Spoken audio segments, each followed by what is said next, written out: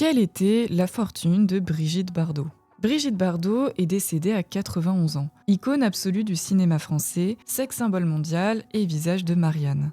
Et pourtant, sa fortune réelle est loin des clichés. Après avoir quitté brutalement le cinéma en 1973, Brigitte Bardot a refusé presque tous les contrats qui auraient pu la rendre extrêmement riche. Selon son biographe Yves Bigot, elle n'a signé que 2 contrats officiels. Un avec Lancel pour un sac à son nom, et un autre avec une marque de prêt-à-porter vendue sur Internet. Son image clivante et ses prises de position radicales ont aussi découragé de nombreuses marques. Pourtant, Brigitte Bardot avait un réel sens des affaires. Fille d'un entrepreneur, elle négociait elle-même ses contrats, y ajoutait des clauses spécifiques et fut l'une des premières actrices à coproduire ses propres films. Mais dans les années 2000, elle affirme ne pas avoir perçu l'intégralité des sommes qui lui étaient dues. Pendant près de 40 ans, elle n'aurait touché aucun intéressement sur les films tournés dans les années 1950 et 1960. Une situation qu'elle a ensuite contestée devant les tribunaux. Lorsqu'elle crée la fondation Brigitte Bardot en 1986 pour défendre la cause animale, elle n'a plus aucune économie. Pour réunir les 3 millions de francs nécessaires, elle vend ses bijoux, ses vêtements, ses souvenirs personnels,